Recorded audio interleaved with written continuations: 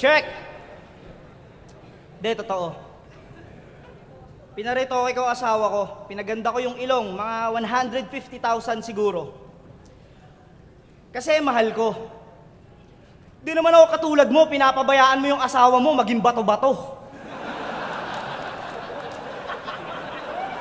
Tanginang asawa nito, ang laki ng tricep. Oh, ano ka ngayon, ha? Pinupuna mo yung asawa ko, maganda talaga yan. Ilang beses ko na sinasabi sa battle. Ang ina nito, ang puta. Palibasa yung asawa mo, piga lang ng piga ng sili. Di ba? Ngayon, nahihiya ka. Ang laki-laki mong palamunin. Okay lang ngayon. Di ba? Pamparitoke lang ng asawa ko yung kinikita mo buong taon. Isipin mo yun. Okay lang ina mo, chong. Nang inan to, ang puta. Round 1, game? Tito Badang, alam mo bang ako'y todong naghanda para lang sa'yo makasabay? Kaya bago ako magsimula, pwede bang pakamay? Yun! Kumamay talaga, ha? De, yung issue niya dun sa bata, tapos na yun. Hindi na para halukayin. Tsaka panalo siya dun sa kaso at napatunayan niya yun sa atin. Move on na, move on. Game? Game! Ba't tinawakan mo yung kamay? Ha? Ba't mo hinawakan? Hindi. Lasing lang daw kasi siya. Balak niya nang matulog, mali lang siya nang napasukan niyang kwarto. Huwag mo nga kaming ginagago. Nasa taas yung kwarto ng bata, nasa baba yung kulungan ng aso.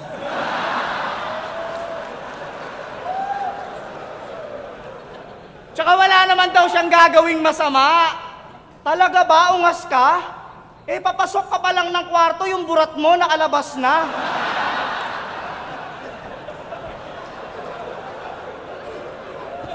Ang ina neto ni Badang, pati ako nililin lang. Tsaka paano ka malalaseng, eh, nakadalawang Yakult ka lang.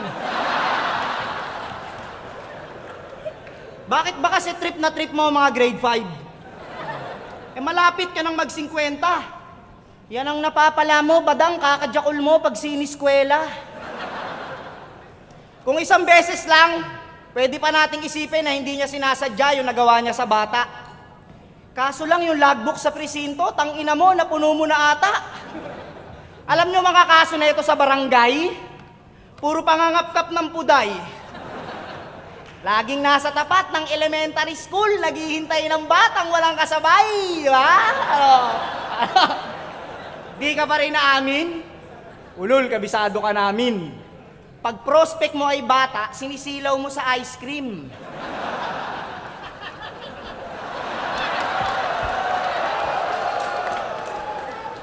Di ba? Pag prospect mo, bata, sinisilaw mo sa ice cream. Alam nyo, technique nito mga brad, para makapanghipo siya mga brad, magpapanggap siyang bulag. Kaso halata rin agad. Kasi imbis na paganto, puta, paganto siya maglakad.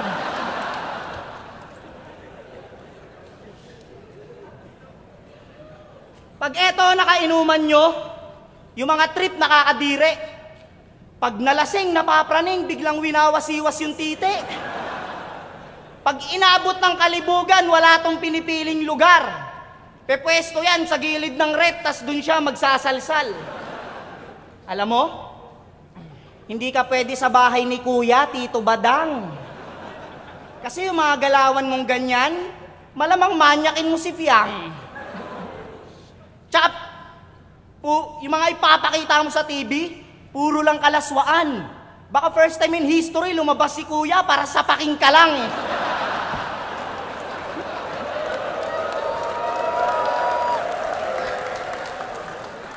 Alam ko ang kalibugan, normal yan sa katawan na nararamdaman. Kaso iba yun sa'yo, Badang, puta, parang kapansanan. One time pumasok to ng gym, kaso pinalabas siya ng lahat. Yung babae gusto niyang ispatan, eh ang ginagawa, squat. Paano mo ispatan? Pag ganyan? Putang ina. Pero nagbago na siya. Isa na daw siyang mabuting tao. Nagbebenta na lang ng chili garlic, yun ay marangal na negosyo. May umorder nga sa kanya, babae. Kapitbahay niya lang sa Baguio. Sabi ng babae, "Sir, paano ko po makukuha?" "Meet up ma'am sa kwarto." Bakit doon?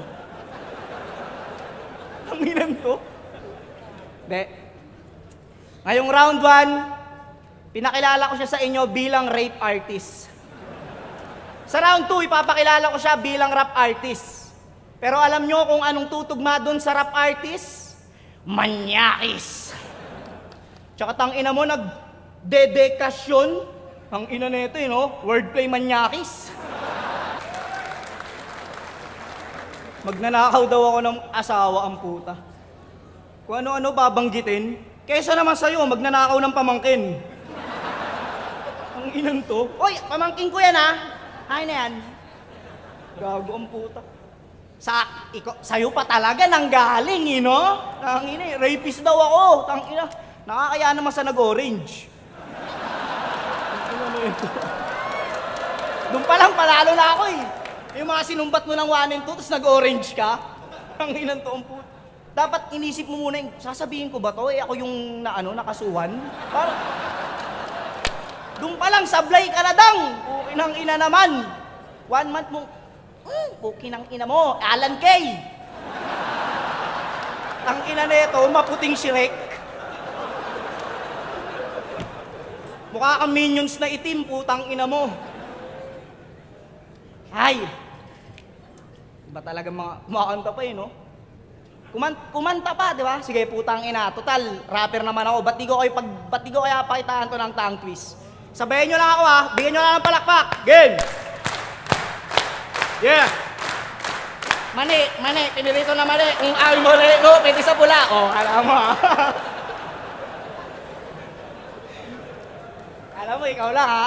Tangina mo. Mani, pinirito na mani. Kung ayaw sa puti, pwede sa pula. Tangina mo. Wait lang, inom lang ako, ha? Tangina mo, Badang. Siya nga pala si Badang. Republic of the Philippines. Tara ating sariwain. Isa-isahin natin mga nakasama mong bigatin. Si Looney, Michael V, Glock 9, Francis M, si Mayor, si Bastonero, si Cosa, si Warden.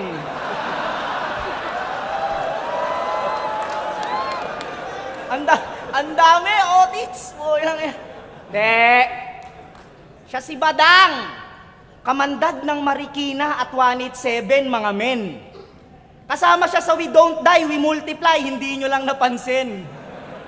Pero kung inyong babalikan, malamang makikita nyo rin. Sa intro ng music video, siya yung driver ng tren.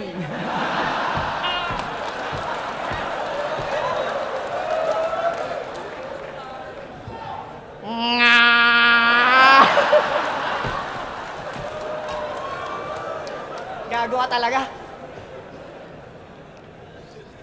Grabe ka, pare. Lintik, ibang klase. Nagre-repin ka ng grupong hindi ka kasali. Alam mo yung ginawa mo? Tangina, nakakahiya. Para kang audience ng basketball na nakirebound bigla. Balak pang mag-chakra. Kaso lang pahiya ka. Puta, pinipilit nga si Abaddon, maangas daw yung papaya. Alam mo kung bakit di ka sinama? Kasi makakasama ka. Imbis na ang isigaw nila ay chakra, baka sumigaw sila ng atsara. Atsara! Kami ang mga sumpang tagapagbigay ng mga papaya.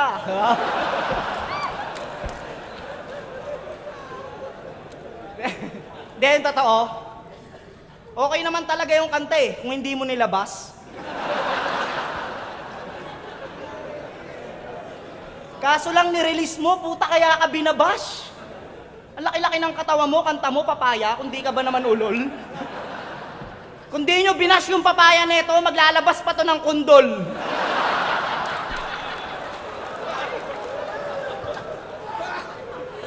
Pero may kanta talaga to, sumikat.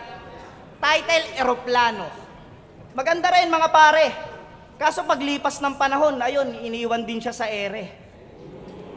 Paano yung ugali na ito ni Gago? Nagbago tsaka pumangit. Kaya nung nalaos yung eroplano, kung kani-kanino ka na lang sumabit. Hanggang sa tuluyang humina na yung karir at tuluyang tumamlay. Yung mga kasabayan mo, ayaw kang kasabay. Hindi na kinukuha sa mga event. Paano yung ugali mo, sablay? Kaya para mabuhay yung karir, gumigesting sa patay. Di ba? May makanta ka sa mga patay? Di ba? Oo. Di ba? Kasi sabi ko sa'yo. Di ba? Di ka ba naiinggit? Yung mga kasabayan mo, puro icon na, tsaka idol, tas nire-respeto pa sa SOCMED. Ikaw, kahit mag-post ka ng motivational quotes, puta, minumura ka sa comment.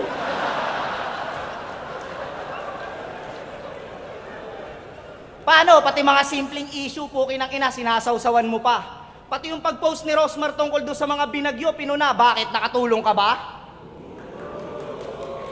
Nag-post kasi si Rosmar ng habang kami nasa maayos na lagay at naka-aircon, yung mga nasa Bicol sinasalanta.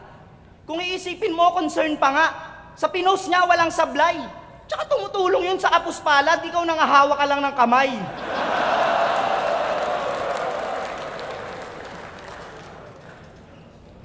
Tapos magtataka ka kung bakit maraming galit sa'yo.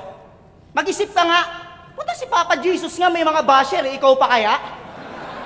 Kung nagtanim ka ng kung nagtanim ka ng kabutihan, may respeto ka sanang tinatamasa. Kaso wala, putang ina, mas naisip mo pa magtanim ng papaya. Ang punto ko rito, mapabadang o mapadarwin, hindi ka naging profesional. Yung karir mo tsaka buhay mo, hindi mo minahal. Tsaka alam mo kung anong sampal at pinakamasakit sa lahat, kasama ka sa mga tumagal pero di ka naging alamat. Yun lang, Shrek na puti. Ay. Masaya ba kayo na bumabattle pa daw siya? Yun lang, gusto ko lang itanong. Ay, grabe ka, Tito Badang. Sayang yung binigay sa yung 8K. Sayang, tanginang yan. Freestyle ka. Mag-freestyle na lang din kaya ako. Hindi, wag. Kasi tangina. Kaya, hindi, okay lang. Manalo o matalo, uwi naman ako masaya. Malaking karangalan sa akin matalo ng preparadong tanga. Di pwede mo lang round 3. Okay lang, ino. Pag-usapan natin yung pambabash mo kay Glock. Round 3 na. Pag-usapan natin yung sinabi mo, pambabash mo kay Glock porket may anak siyang bakla. Tama, sinabi mo kanina. Alam nyo ba para kay Tito Badang na ang pagkakaroon ng anak na bakla ay itinuturing niyang sumpa? Pues dito sa sasabihin ko, sampal sa'yo to at eto ang tunay. Yung mga hinuhusgahan mong bading ay mas successful pa sa'yo ang buhay. Si Vice Ganda, Ogie Diaz, o kahit nga kay Diwata lang, tangina ka. Magmumukha ang pulube pag dinikit ka sa kanila. Alam mo bang para sa mga LGBT, mas nakakahiya kang nilalang? Mas gugustuhin pa nilang maging bading kaysa maging badang.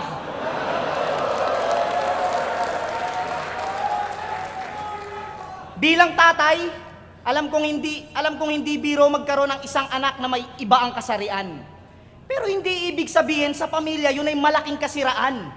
Kung dumating ako sa ganong sitwasyon, ako hindi maiinis, tang ina.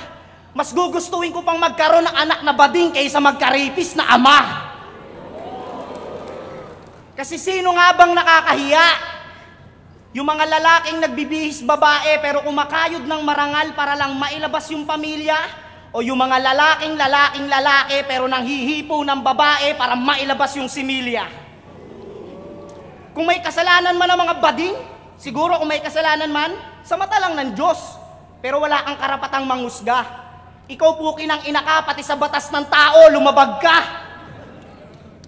Kaya hindi sapat ang salitang sorry, patawad, paumanhin sa iyong nagawa. Yan ay isang sumpa. Kailangan mong gawin at tuparin ng 666 na tsupa.